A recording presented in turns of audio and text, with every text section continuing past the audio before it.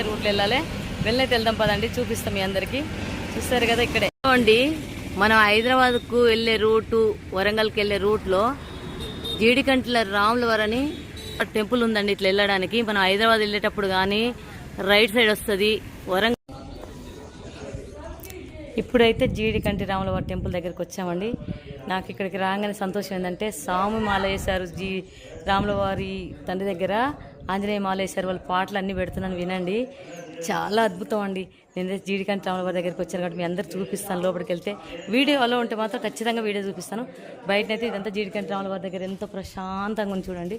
చక్కగా రావచ్చండి, ఒక రోజంతా కూడా ఉండొచ్చు హ్యాపీగా. అసలు నైట్లో కూడా ఇక్కడ ఉండొచ్చు. మంచి చెడ్డు ఉంది, కార్లు కానీ బండ్లు కానీ వేసుకొని వచ్చారనుకో చాలా బాగుందండి వాతావరణం అయితే.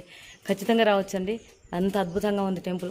నిజంగా ఎంత అదృష్టం చేసుకుని అనిపిస్తుంది ఈరోజు ఇక్కడికి. చాలా ఏళ్ళుగా నేను అనుకున్నాను, రాలేకపోయాను. కానీ ఇప్పుడు అయితే నన్ను రాములవారి తండ్రి ఇక్కడ పిలిపించాడు. చూడండి అక్కడ కనపడేది టెంపుల్, రాములవారి టెంపుల్. లోపలికి వెళ్దాం.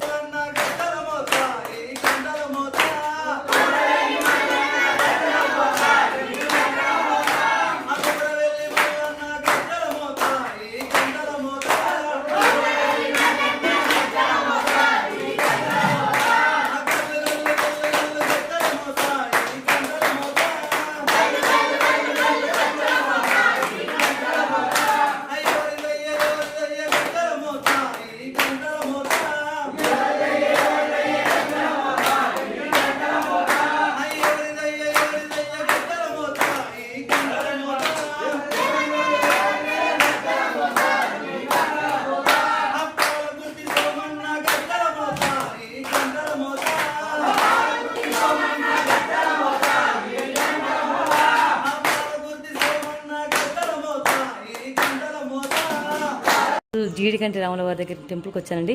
లోపలికి వెళ్దాము. నేనైతే ఈరోజు జీడికంటి రాములవారి టెంపుల్కి వచ్చానండి.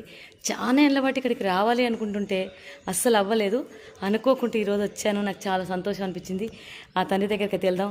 మీరు హిందువులై, శ్రీరామచంద్రుని తండ్రి భక్తులై, ఆ ఆంజనేయ స్వామి భక్తులైతే జై శ్రీరామ్ అని కామెంట్ చేసి, లైక్ చేసి, షేర్ చేసి ఫాలో అవ్వండి. ఇలాంటి వీడియోలు చాలా పెడతా. లోపలికైతే వెళ్దాం. ఆ తండ్రి రామచంద్రుని దర్శనం చేసుకుందాం. ఆ తండ్రి తోడు అందరికీ ఉంటుంది. ఆయన ఉన్నాడంటే ఆంజనేయ స్వామి అందరికీ తోడుగా ఉంటాడు కదా, నమ్మండి.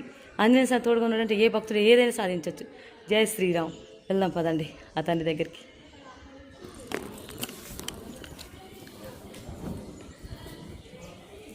ఇంకా హ్యాపీగా ఉంటుంది. లోపలికి వెళ్దాం రండి అందరం.